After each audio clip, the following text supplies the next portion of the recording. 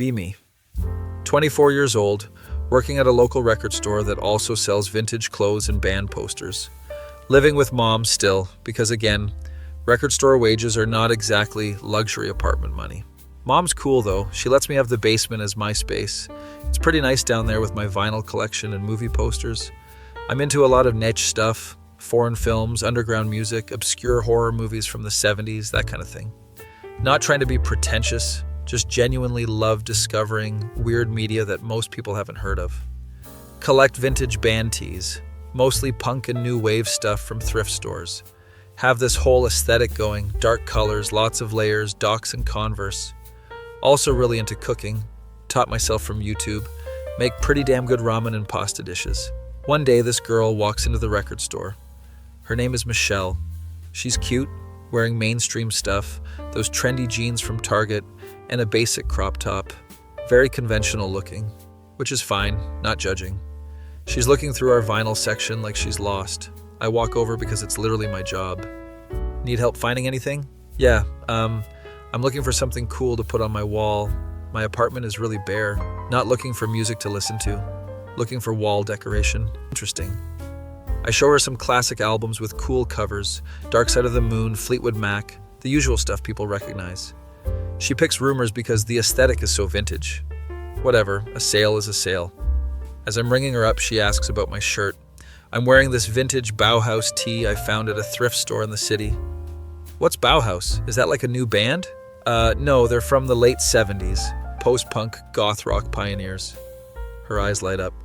Oh, that's so cool! I love discovering old music. She doesn't know who Bauhaus is, but sure, you love discovering old music. I'm being judgmental. Maybe she's genuinely curious. She asks if I can recommend more bands like them. I give her a whole list. Susie and the Banshees, Joy Division, The Cure, Sisters of Mercy. She's writing them down in her phone notes. You're so knowledgeable. Do you want to hang out sometime? You could show me more music? She's pretty and seems interested, so I say yes. We exchange numbers. She leaves with her decorative Fleetwood Mac vinyl. Tell mom about it later. A girl who doesn't know who Bauhaus is? Interesting choice, honey. Mom, not everyone is into the same music, that's fine. I'm just saying, you usually go for girls who share your interests. She's not wrong, but I'm trying to be open-minded. Michelle texts me that night. Hey, I listened to The Cure, they're pretty good. Very moody, lol. We start texting regularly. She asks me a lot of questions about my taste in everything. What movies do I like? What books do I read? What shows am I watching? I tell her about this Italian horror movie I just watched, Suspiria. I've never heard of it. Is it scary? It's more atmospheric than scary, really beautiful cinematography, lots of bold colors and weird soundtrack. That sounds so interesting. I usually just watch Marvel movies, haha. Nothing wrong with Marvel movies, but we're clearly from different planets culturally. We go on our first date to a coffee shop I like, small place that plays good music and has actual atmosphere. Michelle shows up wearing black jeans and a dark green thrifted-looking sweater. It's different from her usual style. I went thrifting yesterday. Thought I'd try something new. Okay, cool. People can change their style. We talk for 3 hours, mostly me explaining things and her absorbing it all like a sponge. I mentioned this philosopher I've been reading, Camus. Oh, I've heard of him. The absurdism guy, right? Yeah, exactly. The idea that life is inherently meaningless, but we create our own meaning through living. She's nodding along, taking mental notes, it seems like. Date goes well. We kiss at the end. She tastes like the vanilla latte she ordered. Start dating officially after a few more dates. First few weeks are good. She's sweet and attentive and very eager to learn about my interests. I introduce her to Wong Kar-wai films. She loves the aesthetic of In the Mood for Love. Show her some of my favorite albums. She starts listening to them constantly. Teach her how to make this pasta dish I'm really good at. She practices it at home. It's kind of flattering, honestly, like she's really trying to connect with me through my interests. Mom is less impressed. Does Michelle have any interests of her own? Of course she does, Mom. She likes photography and going to brunch. Those aren't interests, honey. Those are what people put on dating apps. Mom can be harsh, but again, not entirely wrong. About a month in, I notice Michelle's Instagram is changing. She's posting her record player with the albums I recommended. Captions like, currently spinning Joy Division, the vibes are immaculate. Her outfit posts are all thrifted clothes now. Lots of blacks and dark colors. She posts a photo of the Camus book I mentioned with a coffee cup. Sunday reading with my favorite existentialist. I don't think she's actually reading it. The book looks too pristine. Whatever, maybe I'm being paranoid. We're hanging out at her apartment one day, and I notice she's decorated it completely differently. When I first came over, it was all bright colors and basic art from Home Goods. Now it's movie posters, specifically ones I've mentioned liking. There's a Pulp Fiction poster, a Taxi Driver poster, and a Eraserhead poster. When did you watch Eraserhead? Oh, I haven't yet, but you talked about it so much I figured I'd get the poster as motivation to watch it. That's weird, but okay. Her bookshelf has been updated too. Camus, Sartre, Kafka, Murakami, all authors I've mentioned. Again, books look unread. I'm building my collection, trying to be more well-read. I should be happy she's trying to better herself, but something feels off. We go to a party thrown by her friends from college. These are people who knew her before we met. I'm introduced to her friend Ashley. Oh, you're the guy. Michelle talks about you constantly. Yeah? Good things, I hope. Well, she's definitely changed since meeting you, like a lot. Ashley seems amused by this. Another friend, Rebecca, comes over. Michelle, when did you get into all this weird music? Last year you were obsessed with Taylor Swift. Michelle looks embarrassed. People's tastes evolve, Rebecca. I guess, but you literally became a different person in 2 months. This is awkward. We leave the party early. Michelle is quiet on the drive home. Your friends seem nice. They don't get it. They think I'm being fake, but I'm just exploring new interests. I didn't say anything about you being fake. But you were thinking it. I could tell. I wasn't thinking it before, but I definitely am now. We drop it, go back to her place, watch a movie. I put on Blade Runner because she said she wanted to watch it. She falls asleep 20 minutes in. Next few weeks, the pattern continues. Michelle is essentially becoming a mirror of me. She cuts her hair shorter because I mentioned liking an actress with short hair. Starts drinking black coffee instead of her vanilla lattes because I drink black coffee. Picks up phrases I use regularly. I say, that's fair, a lot apparently. Now she says it constantly. I make a joke about something being deeply unserious, and suddenly that's her new favorite phrase. Her Spotify playlist is literally just my Spotify playlist. I know because she sent it to me, and it's the exact same songs in the exact same order. I made this playlist inspired by your taste. Do you like it? Michelle, this is just my playlist. Well, yeah, I used yours as a template because you have such good taste. I'm starting to feel like I'm dating my clone. Mom finally meets Michelle when she comes over for dinner. Michelle shows up dressed almost identically to how I usually dress. Black jeans, band tee, Talking Heads this time, Docs, oversized thrifted jacket. Mom raises her eyebrows but doesn't comment. During dinner, Michelle talks about all the things I like. I've been really getting into Criterion Collection films lately. Mom knows damn well Michelle didn't know what the Criterion Collection was 2 months ago. Oh, really? Which ones have you watched? Well, I'm working through the list. There's so many to choose from. Smooth recovery, but Mom isn't buying it. After Michelle leaves, Mom sits me down. Honey, that girl is single white femaling you. Mom, that's dramatic. She's just trying to relate to me. There's relating, and then there's identity theft. She's wearing your clothes. She has her own style, Mom. That happens to be identical to yours, coincidentally. I defend Michelle, but deep down I know Mom's right. Things come to a head at this local show I take Michelle to. It's a small venue, indie band playing, very chill crowd. We're watching the show and Michelle is trying really hard to look like she belongs. Nodding along to the music, swaying in that way people do when they're performing being into music. During the break between sets, we run into my friend Jake from work. He's also really into music. We bond over obscure bands. Hey man, didn't know you'd be here. Yeah, been following this band for a while, had to check them out. Jake looks at Michelle. This must be the girlfriend, Michelle, right? Yeah, nice to meet you. They start talking and I go grab drinks. When I come back, Jake looks amused. Your girlfriend's really into the same stuff as you, huh? Yeah, we have similar taste. That's cool. It's just funny because she was asking me what my favorite band is, and when I said The Smiths, she was like, oh, I love The Smiths. Morrissey is so poetic. Okay? Dude, 5 minutes ago she asked me who was playing tonight because she'd never heard of them. Crap.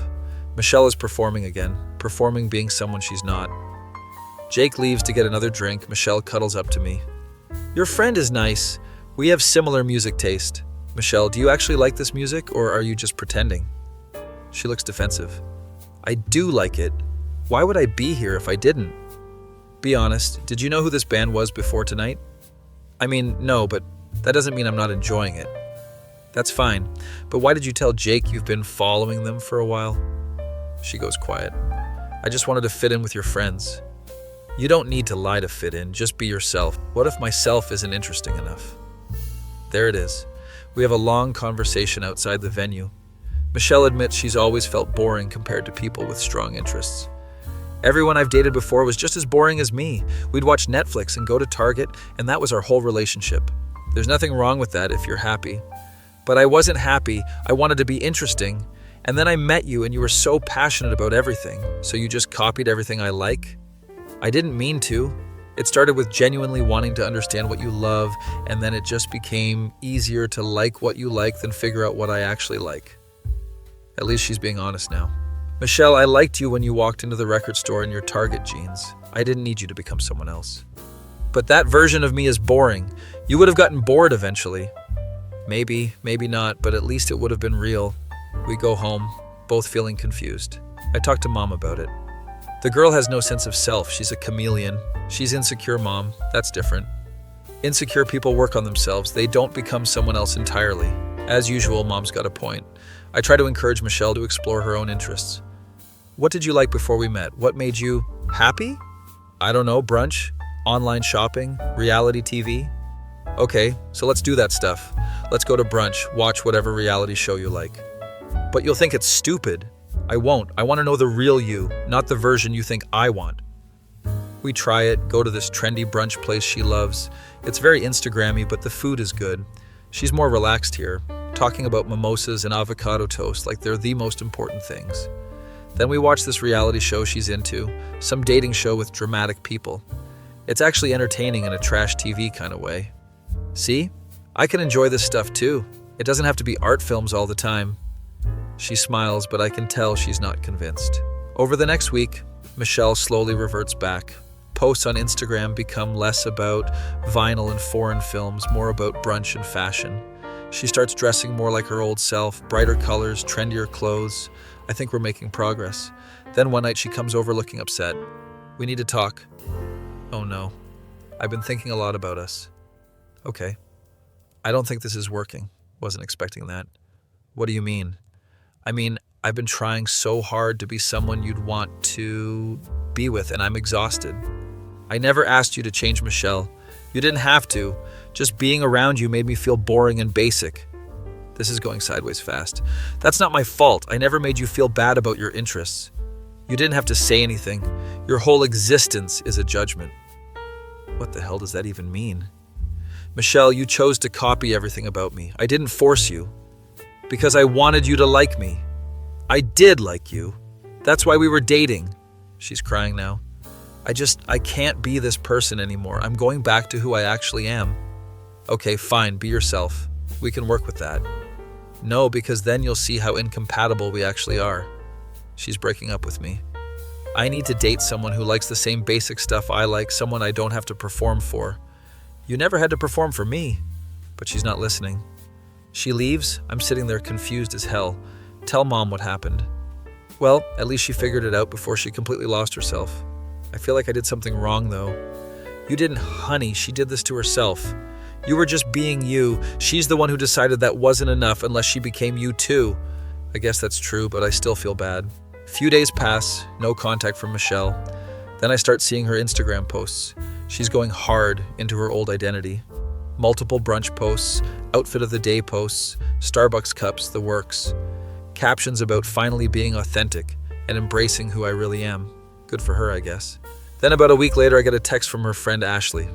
Hey, sorry about the breakup. Michelle told us what happened. Yeah, it's whatever. I'm fine. Just wanted to give you a heads up. Michelle's been telling people you were really controlling and tried to change her. Excuse me, what? She's saying you made her feel bad about her interests and forced her to like weird, obscure stuff to make her feel stupid. I'm reading this message multiple times trying to comprehend. Ashley, that's literally the opposite of what happened. I know. I was there for the whole thing. I saw her transform into you like some kind of pod person. Then why is she saying this? Because she's embarrassed that she lost herself in a relationship. And instead of taking responsibility, she's making you the villain. Unfreaking believable. She's also calling you a red flag to anyone who'll listen. A red flag? For what?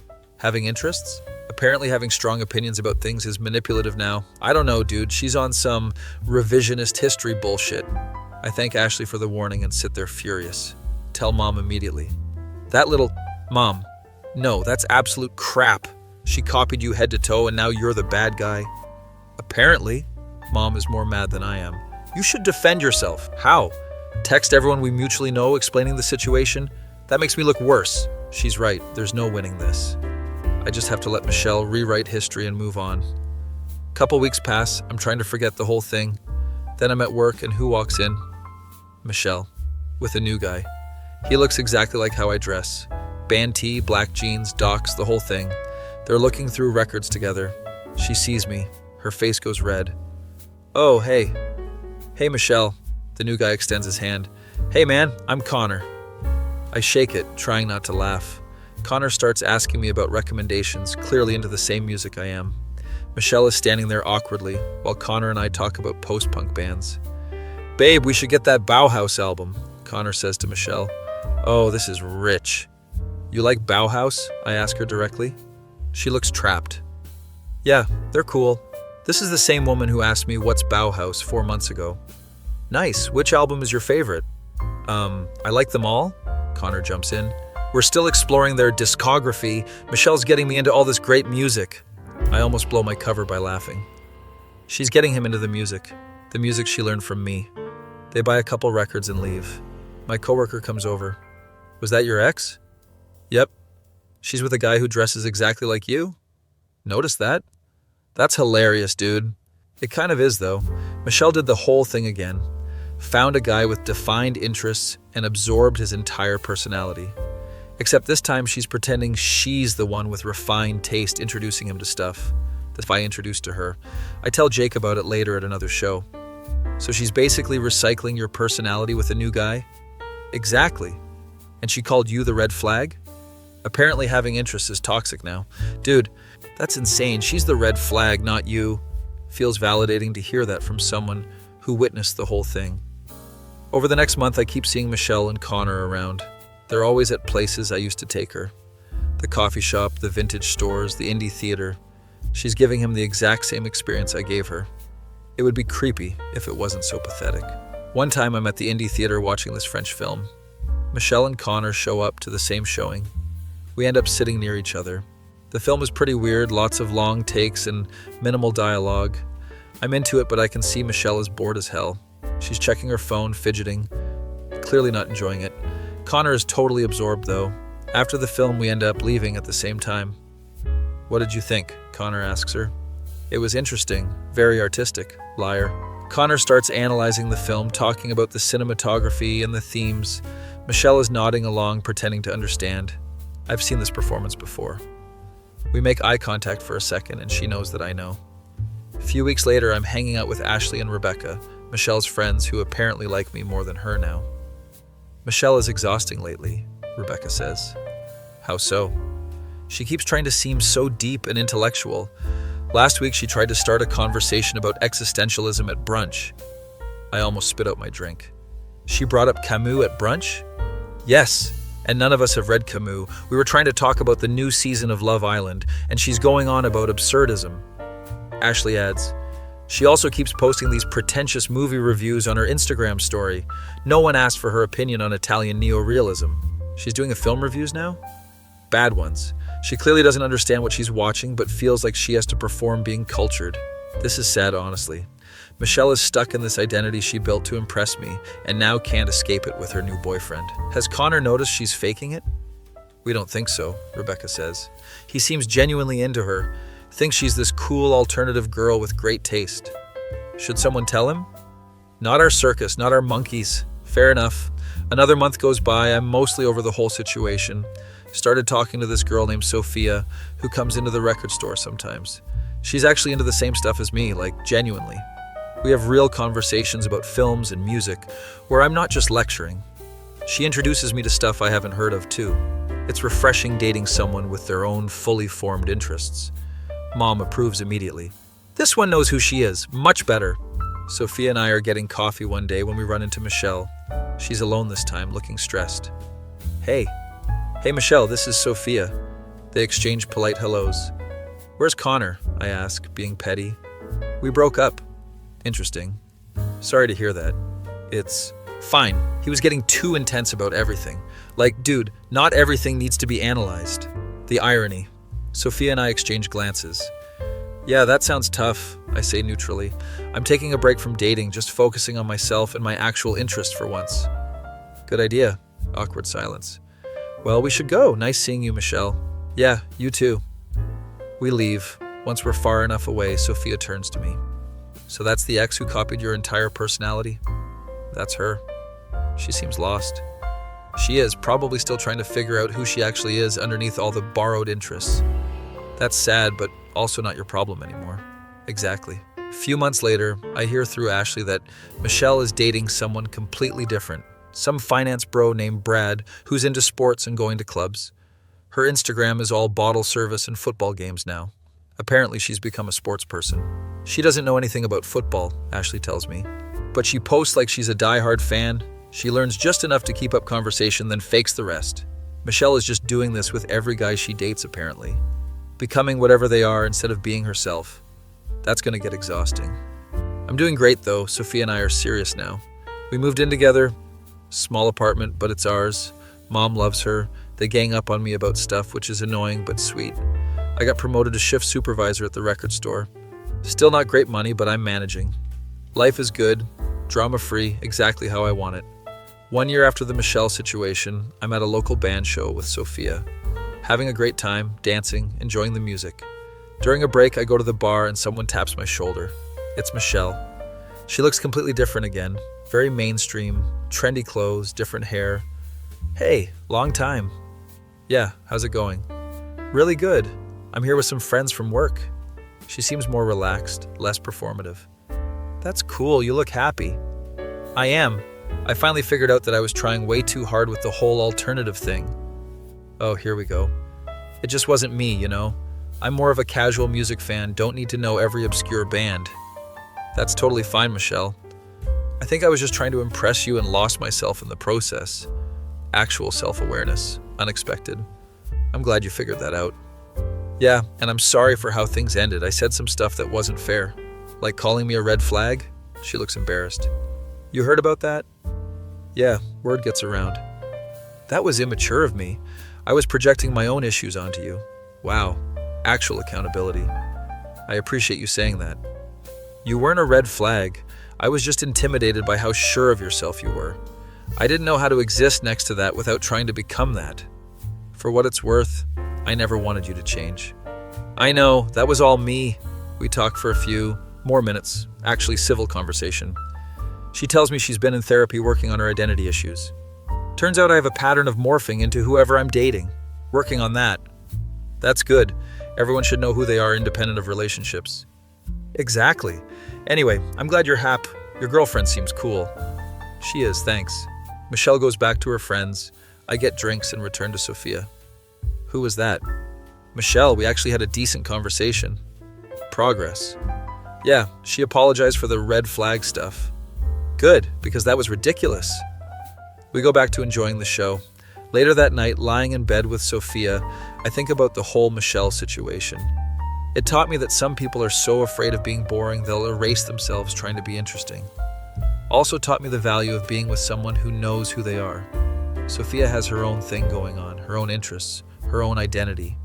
We complement each other instead of one person absorbing the other. That's how it should be. My face when my ex copied my entire personality, then called me a red flag for having the interests she appropriated. That feeling when you realize being yourself is less exhausting than performing being someone else, and the right person will appreciate you either way. Be me. 25 years old, working at a local bookstore that also has a small cafe section where we serve coffee and pastries. Still living with mom because bookstore wages are basically poverty with extra steps. But the employee discount on books is nice, so there's that. Mom doesn't mind. She likes having someone around to help with groceries, and we watch cooking shows together most evenings. I'm a pretty normal guy. Try to be polite, hold doors open for people, say please and thank you. Basic human decency stuff that my mom drilled into me since I was a kid. Not trying to be a white knight or anything, just raised to have manners, and it's become automatic at this point. One day I'm leaving the bookstore after my shift. It's around 6 p.m., and I'm heading to meet some friends at a bar downtown. I'm walking out the door at the same time as this woman who's carrying like 3 bags of books and struggling with her phone. Naturally, I hold the door open for her because she's clearly got her hands full, and it would be weird to just let it slam in her face. She stops dead in her tracks, looks at me like I just insulted her entire bloodline. Excuse me, I can open my own doors. I'm standing there confused because I was literally just being polite. Sorry, I was just trying to help since your hands are full. I don't need help from a man. That's really patronizing, actually. She walks through the door I'm still holding because what else am I supposed to do? Let it close on her? Walks away in a huff while I'm standing there wondering what the hell just happened. Coworker Sarah saw the whole thing from inside, comes out laughing. Dude, you just got yelled at for having basic manners. What was I supposed to do, slam the door in her face? According to her, apparently yes. We both laugh it off. I head to meet my friends. Tell them the story at the bar. Everyone thinks it's ridiculous. My buddy Marcus says I should have just let the door close then. Can't win, man. Damned if you do, damned if you don't. We drink some beers, play pool. I forget about the whole incident. Couple weeks later, I'm working the register at the bookstore cafe. Slow afternoon. Just ringing up coffee and muffins, typical Tuesday energy. This woman walks up to order and I recognize her immediately. It's Door Lady. She doesn't seem to recognize me at first, too busy looking at the menu board. Can I get a large oat milk latte and one of those blueberry scones? Sure, that'll be $8.75. I ring her up, trying to be professional and not bring up the door incident. She pays with her card. I make her coffee, hand everything over with a polite smile. Have a good day. She takes her stuff to a table near the window, pulls out a laptop and starts working. I go back to restocking cups and napkins, occasionally helping other customers. About 20 minutes later, she comes back up to the counter. Hey, do you guys have Wi-Fi? Yeah, the password is on the receipt. She checks. Her receipt, nods, goes back to her table. Another 10 minutes pass, she's back at the counter again. Is there an outlet near the window seats? My laptop's dying. There should be one on the wall behind you, kind of hidden by the curtain. Oh, found it, thanks. This happens like 3 more times over the next hour. She keeps coming up with questions. Where's the bathroom? Do we have any vegan options? Is it okay if she takes a phone call inside? I answer everything politely because it's literally my job. Finally, during a lull, she comes up again, but this time just to chat apparently. You're really helpful. Most coffee places have such rude staff. Just doing my job, trying to make sure everyone has what they need. I appreciate it. I'm working on this big project and having a good workspace really helps. She introduces herself as Amanda. She's a freelance graphic designer working on some rebrand for a local nonprofit. We make small talk for a few minutes. She seems nice enough when she's not lecturing people about Dutch etiquette. She becomes a regular after that, comes in like 3 or 4 times a week. Always orders the same thing, always sits at the same table, always has some question or needs help with something. I don't mind. It's not like we're super busy and she tips well.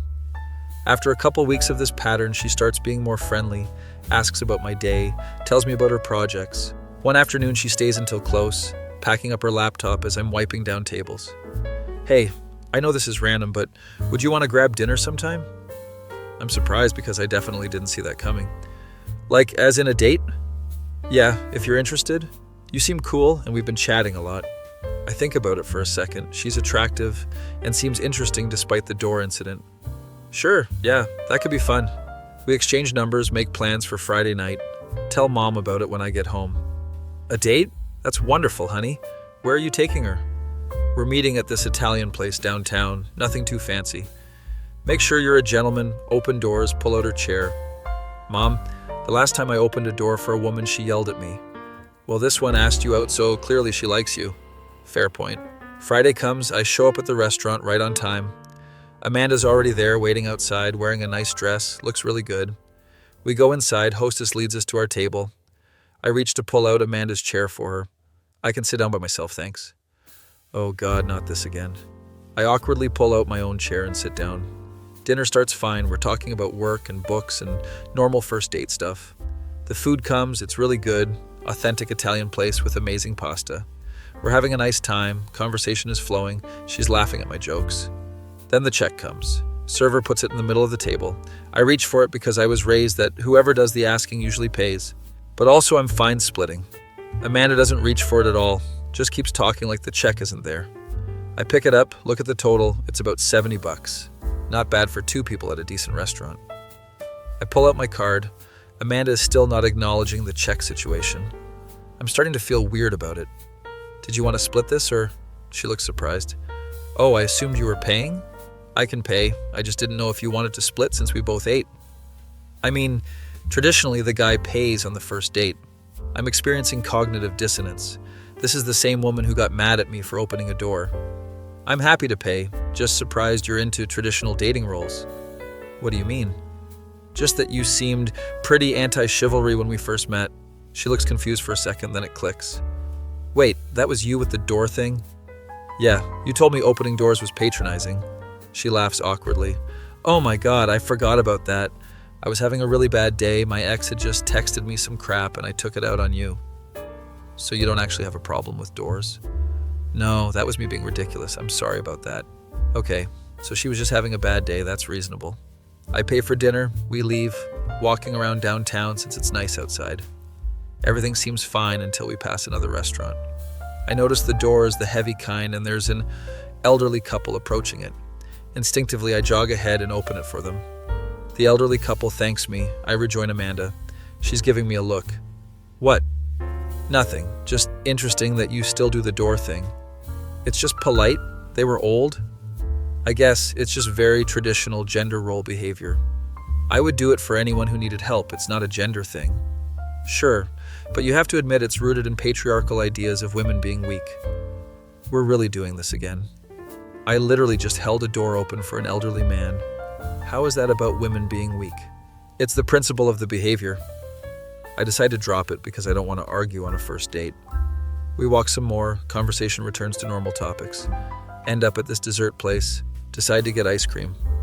I order chocolate, she orders some fancy lavender honey situation. I reach for my wallet. Oh, I can get this, she says. You sure? Yeah, you got dinner. Okay, cool, that's fair. She pulls out her card, pays for ice cream. We sit outside eating it, talking about movies we like. She's really into indie films. I'm more of a mainstream movie guy, but I can appreciate art house stuff. The date is going well despite the door discourse. I walk her back to her car. It's parked a few blocks away. We get there, standing in that awkward end of the date moment. I had a really good time, she says. Yeah, me too. We should do this again. Definitely. I'm thinking about whether to go for a kiss. She leans in first. We kiss. It's nice. Text me. When you get home safe, she says. Will do. I walk back to my car feeling pretty good about the night. Text mom that the date went well. She responds with like 15 heart emojis. Text Amanda when I get home. Made it back. Thanks for tonight. Thank you for dinner. It was really sweet. We start texting regularly over the next few days. Make plans for a second date the following weekend. This time we're going to this art museum she's been wanting to check out. I meet her there on Saturday afternoon. Museum is having some exhibit on modern feminist art. Lots of interesting pieces about women's experiences and gender dynamics. Amanda is really into it, reading every placard, taking photos. I'm enjoying it too. The art is actually pretty cool. We're looking at this piece about labor division when Amanda starts commenting. This is so important. Women still do most of the household labor even when working full-time. Yeah, I read about that. It's like a second shift situation. Exactly. Men need to step up more domestically. For sure, my mom and I split everything at home pretty evenly. That's good, but you're still living with your mom, so it's not exactly the same as a partnership. Bit of a dig there, but okay. We move on to other exhibits. Everything's fine. After the museum, we grab lunch at this cafe nearby. I'm trying to be conscious of the door thing, so I just walk in normally and don't make a show of holding it. The door swings back and almost hits Amanda. Ow, dude! I turn around. Sorry, I didn't realize you were that close behind me. You could have held the door? I'm in the twilight zone. I thought you didn't like when people held doors. I don't like when it's done in a condescending way, but just letting it slam is rude. I genuinely cannot win this. We sit down, order sandwiches, try to move past the door incident number 3. Lunch conversation is good. We're talking about our families. She tells me about her parents. They're divorced. Dad's kind of absent. Mom remarried. I tell her about my dad passing away when I was a teenager and it just being me and mom. That must have been hard, taking on the man of the house role. I wouldn't say I took on a role, we just supported each other as family. But you probably felt responsible for taking care of your mom. I mean, we take care of each other, it's mutual. Sure, but societal expectations probably put pressure on you to be the provider figure. She's analyzing everything through this lens, and it's getting exhausting. Check comes, she doesn't reach for it. I look at her, she looks at me. Are we splitting this one? Oh, I thought since you got dinner last time and I got ice cream, we were alternating full meals. The mental math on that doesn't quite work out, but whatever. I pay for lunch. We leave and I make a very deliberate show of holding the door open. There, door held properly this time. She rolls her eyes but smiles. You're ridiculous. I'm just trying to figure out the rules here. We hang out for a bit longer, then head home. Date was fine overall, but I'm noticing a pattern. She wants traditional dating behavior when it benefits her, but criticizes it when it doesn't. Tell my buddy Marcus about it when we hang out. Dude, she wants you to read her mind. That's impossible. I just don't get the inconsistency.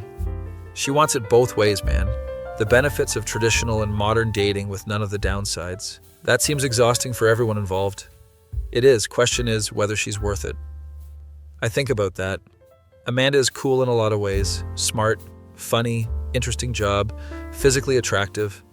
But the constant analysis of every little interaction is draining. We go on a few more dates over the next month. Same patterns keep emerging. She'll post on social media about toxic masculinity and gender equality, then expect me to pay for dates, plan everything, make all the first moves. I'm not opposed to doing those things, but the contradiction is confusing. One night we're at her apartment watching a movie. It's some documentary about the gender pay gap. Very informative, genuinely interesting statistics. After it ends, we're discussing it. It's crazy that women still make 70 cents to a man's dollar, she says. Yeah, though I think when you control for job type and hours worked, it's closer to 90 cents. Still not equal, though. Why are you trying to minimize it? I'm not. I'm just trying to be accurate about the statistics. Sounds like you're making excuses for the patriarchy. I cannot have a normal conversation. I literally just said women still make less. I'm agreeing with you. But you're using the same talking points men's rights activists use. I'm using factual data. That's not a talking point. We're arguing now. She's getting heated about me apparently being a secret misogynist. I'm frustrated because I literally agree with her main point. Maybe we should just drop this, I suggest. Fine, but I think it's telling that you can't handle talking about women's issues. I was talking about it. We just disagreed on one statistical interpretation, which happens to align with anti-feminist rhetoric. This is going nowhere. I leave shortly after, both of us annoyed. Don't text her that night. She doesn't text me either. Next day I get a long message. I've been thinking about last night and I feel like you're not taking women's issues seriously. I need a partner who's going to be an ally and I'm not sure you're that person. I'm reading this thinking about all the times I've nodded along to her rants, agreed with her points, supported her views. The one time I slightly clarify a statistic, I'm suddenly the enemy. I text back, I do take these issues seriously, but I also think we should be able to have nuanced conversations without it becoming a fight. If one minor disagreement makes you question the whole relationship, maybe we're not compatible. She responds immediately. Maybe you're right. I need someone who gets it without me having to explain everything. I do get it, Amanda. I just don't perform my understanding the exact way you want. That's a really defensive response. I'm tired of this.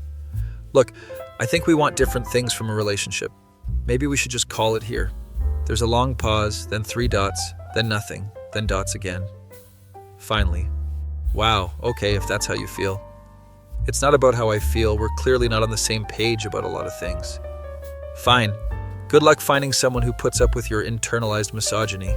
And there it is. I don't respond because what's the point? Tell mom about the breakup. That didn't last long. What happened? I explained the whole situation. The door thing, the paying thing, the statistics argument. Honey, that girl wanted you to be a mind reader. I know, it was exhausting. You dodged a bullet. Imagine dealing with that forever. She's right as usual. Move on with my life. Back to normal routine of work and hanging with friends. Couple weeks later, I'm at the bookstore and guess who comes in? Amanda. She sees me at the register, hesitates, then comes up anyway. Hey. Awkward silence. Can I get a medium coffee, black? Interesting. She switched from oat milk lattes. I make her coffee, charge her, hand it over. Thanks. She goes to leave, then turns back. Look, I'm sorry about how things ended. It's fine, we just weren't compatible. I think I was projecting a lot of my issues onto you. Actual self-awareness. Surprising. I appreciate you saying that. You were actually really nice. I was just in a weird place with some stuff. It happens, no hard feelings. She smiles, leaves with her coffee. Coworker Sarah comes over. Was that the door lady? Yep. How'd it go with her anyway? Dated for like a month. She called me a misogynist for knowing statistics. Sounds about right. We laugh. I go back to restocking pastries. A few months pass, I start seeing someone new. Her name is Rachel. She works at the library across the street. We meet when she comes in for coffee before her shift. She's chill. We have easy conversation. No weird political tests. I hold the door for her one day and she just says thanks. Doesn't lecture me, doesn't call me patronizing, just accepts it as a normal, polite gesture. It's refreshing. We go on dates where we split checks without it being a whole thing. Sometimes I pay, sometimes she pays, sometimes we split. It's just natural. I can express opinions without being accused of being problematic. We disagree on stuff sometimes, but it's normal, healthy disagreement. Mom loves her. This one is much better, honey. She seems very reasonable. She is. It's nice not walking on eggshells constantly. That's how relationships should be. 6 months into dating Rachel, we're at a bookstore event, some author reading. I see Amanda there with a guy. He's wearing like a feminist ally shirt and has one of those man bun situations. They're sitting close, clearly together. Amanda sees me and Rachel, waves politely. I wave back. After the reading, we're browsing books when Amanda comes over. Hey, good to see you. You too, this is Rachel. Rachel, this is Amanda. We dated briefly. They do the polite nice to meet you thing. Amanda introduces her boyfriend. His name is Derek. Derek's an activist. He does a lot of work with women's organizations. That's cool, man, I say. Derek starts talking about his activism. It's very performative. Lots of buzzwords, very try-hard energy. Amanda is looking at him adoringly. She seems happy, so good for her. We chat for a few minutes, then part ways. Rachel and I browse some more, buy a couple books, head out. As we're leaving, I hold the door for an older woman carrying a stack of books. Rachel holds the door for a dad with a stroller. We don't even think about it. Later that night, Rachel brings it up. Your ex seemed intense. She had a lot of opinions about everything. I got that vibe. Her boyfriend seems like he's trying really hard. Yeah, very performative ally energy. Think they're happy? I hope so. She needs someone who can keep up with that. Better him than you. Facts. We watch TV and I appreciate how easy this relationship is. No hidden tests, no contradictory expectations, just two people enjoying each other. A couple months later, I'm scrolling social media and see Amanda posted something. It's a long rant about how her boyfriend doesn't do enough emotional labor. Apparently, Derek talks about feminism but doesn't actually do the dishes. The comments are full of her friends agreeing that men are trash. I show Rachel. Didn't she date the activist guy specifically because he was woke? Yep. Turns out performing feminism isn't the same as actually being a good partner. Who would have thought? We both laugh. I don't feel bad for Amanda exactly, but I do feel vindicated. She wanted someone who checked all her ideological boxes, but forgot to check if he was actually a good person. Derek was so busy being a feminist ally, he forgot to be a decent boyfriend. Meanwhile, I'm over here just being a regular guy who treats people with respect. Hold doors because it's polite, split checks because it's fair, have opinions because I'm a human with thoughts. Rachel appreciates it because she's also just a regular person. We don't need to perform our values, we just live them. A year later, Rachel and I move in together. Got a small place, still not great money, but we make it work. Mom's happy, I'm out of the house, but also sad, very mixed emotions. Life is good, relationship is healthy, no drama about doors or checks or statistics. Occasionally see Amanda around, she's single again. Derek apparently moved to Portland to find himself. She's back to posting about how all men are disappointing. I don't engage, just scroll past. One day I'm at the bookstore working and she comes in. Same order, oat milk latte and blueberry scone. Hey stranger. Hey Amanda, how's it going? Pretty good, just working on some new projects. That's cool. She lingers at the counter. So I've been thinking lately about our relationship. Oh no. I think I wasn't ready for someone like you. Someone like me? Someone genuine. I kept waiting for you to be secretly terrible, and you just weren't. okay? Derek was performatively perfect and actually terrible. You were just normal and actually good. I'm not sure where this is going. I'm glad you figured that out, but I'm with Rachel now. I know, I saw on Facebook. She seems great. She is. Do you think if we had met at a different time, things would have worked? I think about it honestly. No, I think we want fundamentally different things from a relationship. What do you mean? You want someone to perform being perfect? I just want someone to be themselves. She nods slowly. That's fair. I do put people through a lot of tests. You do? And it's exhausting for everyone. I'm working on it in therapy. That's good, genuinely. She takes her coffee and scone. For what it's worth, you're a good guy. Thanks, Amanda. She leaves. I don't think I'll see her much after this. Tell Rachel about it later. She wanted to know if things could have worked between us. What did you say? That we want different things. Good answer. I'm not interested in being tested constantly. I just want to live my life. And that's why we work. Exactly. Life continues being normal and good. No drama, no contradictions, no impossible standards. Just two people who appreciate each other without making it complicated. I still hold doors for people because I was raised with manners. I still split checks fairly because I believe in equality. I still have opinions based on facts because I have a brain. And none of it is a problem because Rachel is a reasonable person. Mom was right about everything as usual. Sometimes the person who seems perfect on paper is actually exhausting in practice. And sometimes the person who's just normal and kind is exactly what you need. Amanda's probably still out there looking for someone who can pass all her tests. Meanwhile, I'm just living my life with someone who doesn't need me to prove anything. My face when I got called a misogynist for opening a door, then expected to pay for everything like it's 1950. That feeling when you realize some people want all the benefits of traditional gender roles and modern equality, with none of the responsibilities of either.